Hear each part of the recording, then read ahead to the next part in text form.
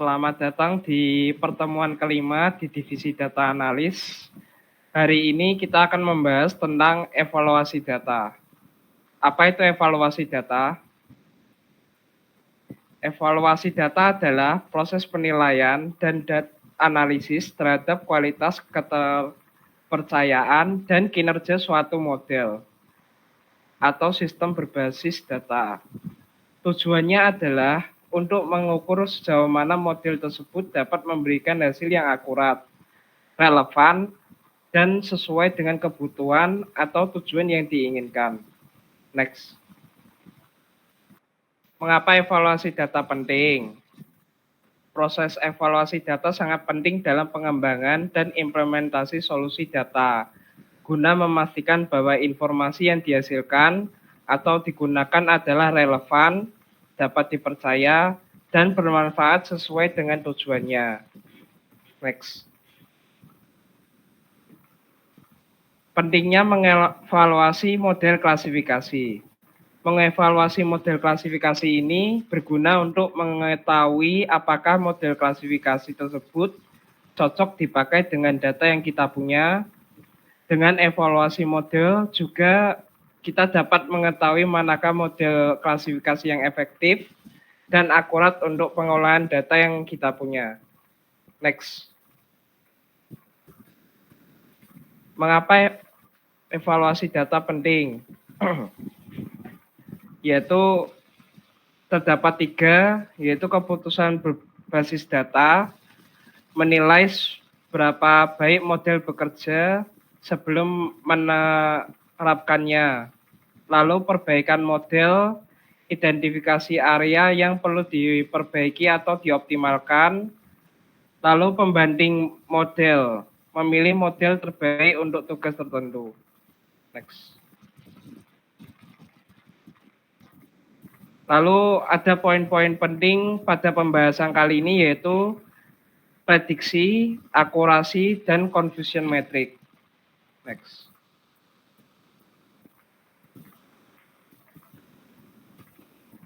Prediksi. Prediksi adalah kemampuan model untuk membuat estimasi atau tebakan terhadap nilai target berdasarkan input yang diberikan. Prediksi ini kemudian dapat dievaluasi menggunakan metrik seperti akurasi. Next.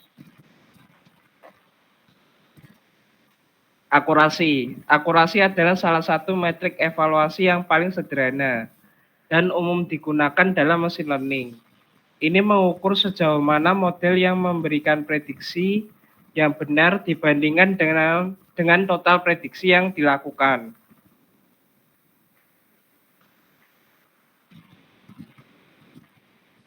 Sebelum mengetahui lebih jauh tentang confusion metric, kita harus tahu salah satu metode untuk mengevaluasi model, yaitu cross validation.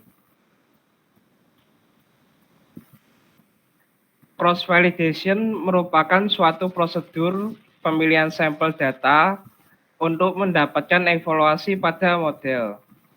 Tujuan dari cross validation ini yaitu mengevaluasi kinerja model, lalu ada mendeteksi overfitting dan underfitting, lalu mendapatkan best learning result.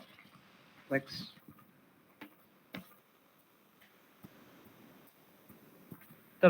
Terdapat berbagai macam cross validation, yaitu ada leave one out cross validation, hold out cross validation, repeated random subsampling validation, k-fold cross validation, lalu stratified k-fold cross validation, time series cross validation, dan nested cross validation.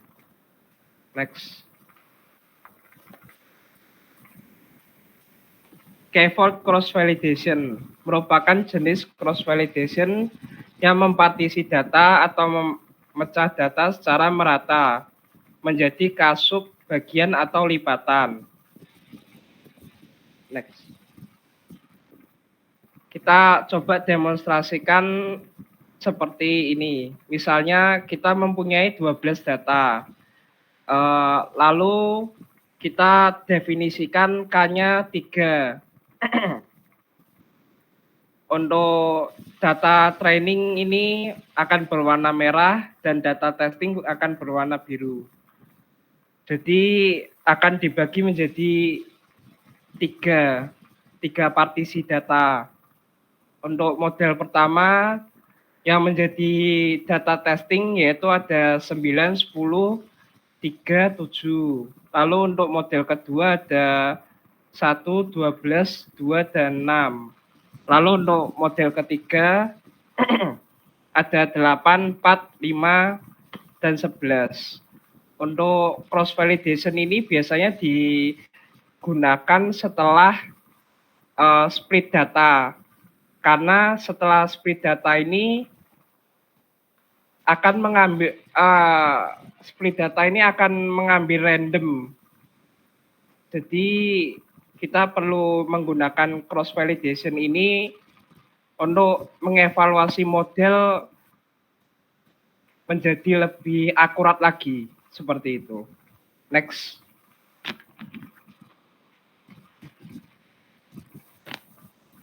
Confusion matrix adalah sebuah visualisasi berbentuk tabel yang digunakan untuk mengevaluasi performa dari model klasifikasi yang kita pakai untuk mengolah sebuah data. Confusion matrix pada dasarnya seperti tabel perbandingan label atau kelas pada dataset antara data aktual dan data prediksi.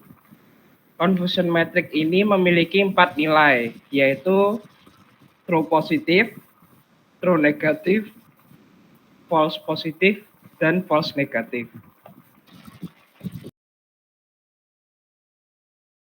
Contoh dari confusion matrix. Misalnya, saya punya total 20 anjing dan kucing. Dan model prediksi yang akan memprediksi apakah itu kucing atau bukan.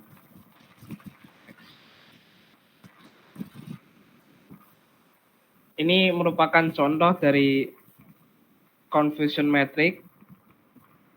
Untuk data aktual ini biasanya didapat dari label atau kelas dari data testing. Lalu untuk data prediksi ini didapat dari model yang kita pakai. Contohnya seperti decision tree atau semacamnya. Lalu untuk true positif menunjukkan bahwa hasil dari prediksi benar, bahwa model ini bisa mengidentifikasi itu sebuah kucing. Untuk false negatif, data aktual menunjukkan bahwa ini seekor kucing, tetapi model mengidentifikasinya seekor anjing, atau data prediksinya mengidentifikasinya sebagai seekor anjing. Lalu false positif, data aktual menunjukkan anjing, tetapi model memprediksi sebagai kucing. Untuk yang terakhir, true negatif. Ini benar menunjukkan bahwa ini bukanlah kucing. Lalu kita coba langsung ke codingannya. Untuk pertama, kali ini kita akan mengimport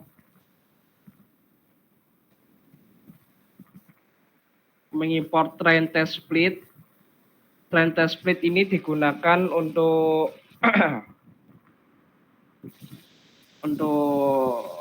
membagi data testing dan data training.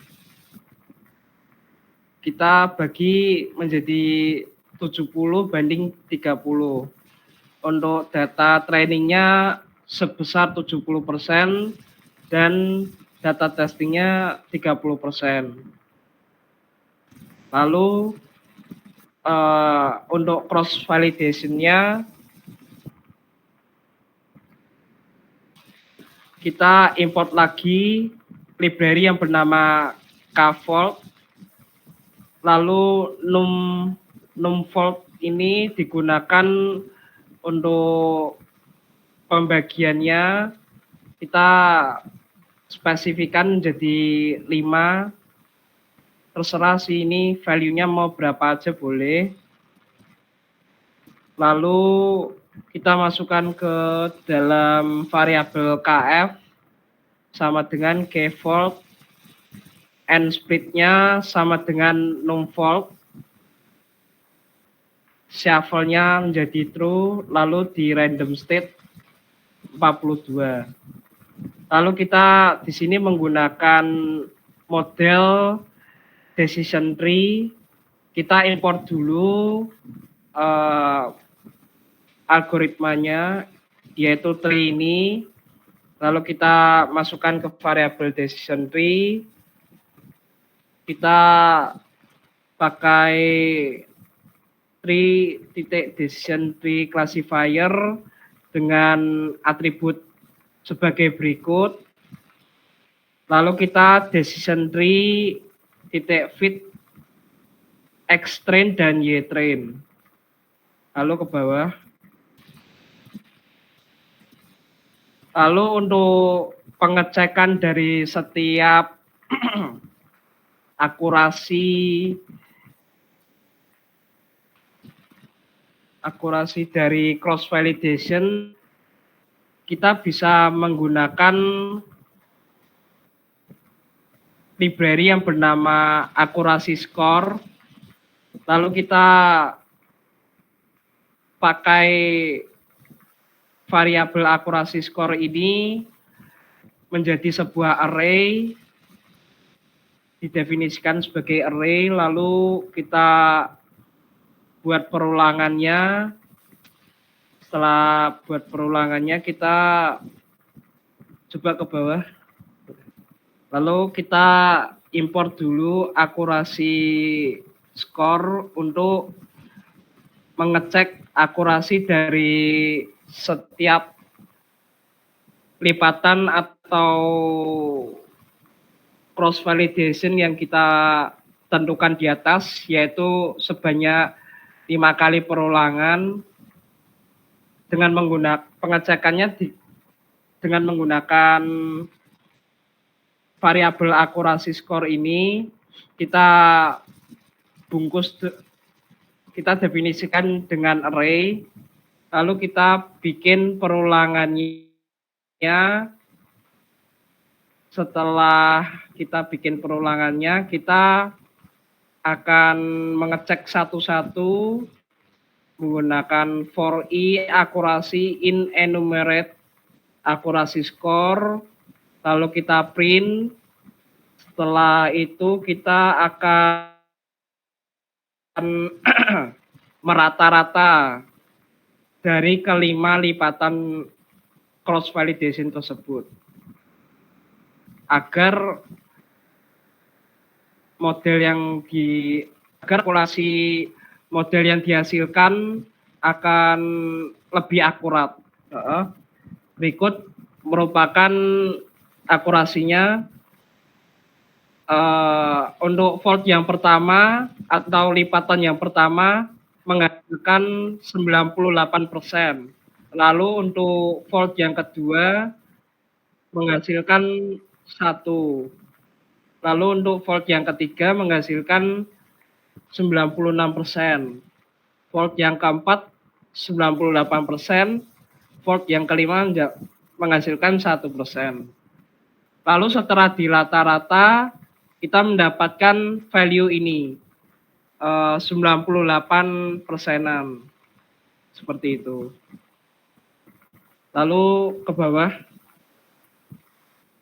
untuk confusion metric ini kita perlu mengimpor lagi library-nya, yaitu ada confusion metric, lalu ada confusion metric display dan classification report.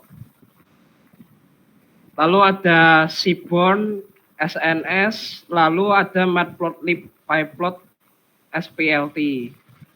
Ini untuk visualisasi datanya ya. Lalu untuk menghitung confusion metric dari hasil testing akan seperti ini. Y prediksi sama dengan decision tree titik predict. Kita pakai X test di sini. Lalu untuk variabel CM sama dengan confusion metric, kita ambil Y testnya dan Y prediksinya. Lalu untuk class name-nya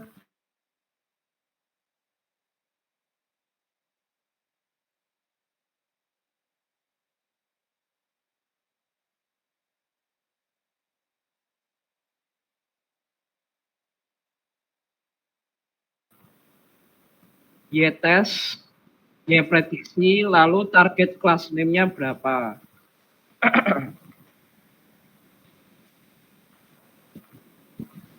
Lalu untuk menampilkan confusion metric itu kita bisa menggunakan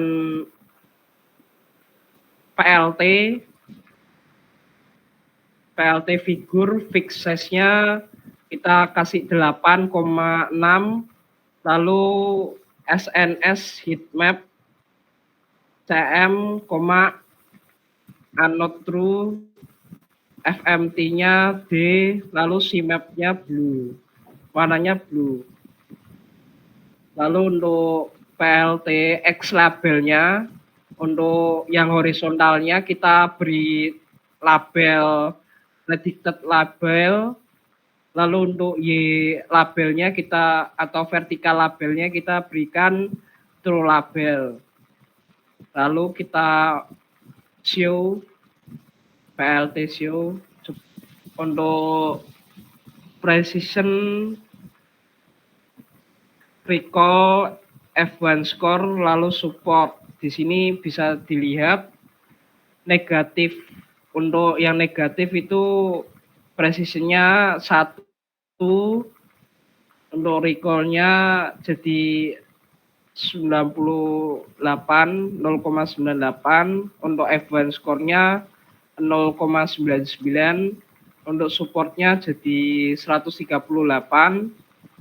Lalu positifnya di sini 0,97, lalu recall-nya 1, F1 score-nya 0,99, support-nya menjadi 99. Lalu akurasinya menjadi F1 score-nya jadi 0,99. Supportnya jadi 237. Lalu untuk confusion metric-nya di sini bisa dilihat untuk true label ini merupakan data aktualnya, lalu untuk prediksi label ini merupakan data prediksinya. Bisa dilihat untuk true positifnya di sini jadi 135 data, untuk true negatifnya itu ada 99 data, lalu untuk false positifnya ada 3 ke bawah.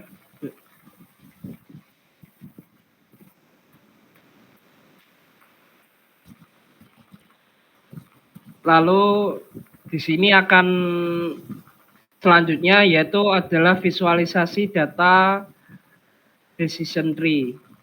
Untuk decision tree kita import dulu library-nya, yaitu ada export graphics, lalu ada py.plus, lalu image. Di sini data sama dengan export graphics, diambil dari importan dari atas, lalu menggunakan decision tree.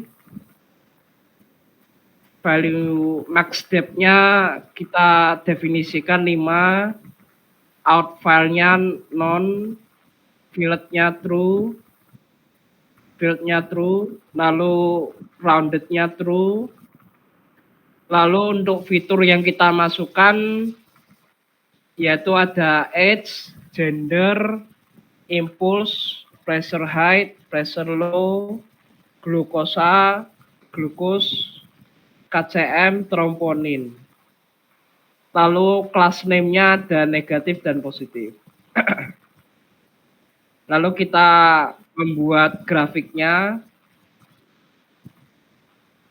Graph sama dengan py.plus titik graph from dot data. Lalu kita isi dengan dot data. Lalu kita display decision tree-nya pakai image ini. Berikut merupakan hasil dari decision tree-nya. Bisa dilihat dari decision tree berikut. Jika true, maka entropinya tidak nol. Jika entropinya tidak nol, maka kelasnya akan negatif. Jika false, maka entropinya akan nol dan kelasnya akan positif. Lalu berikut merupakan link absensinya. Balik.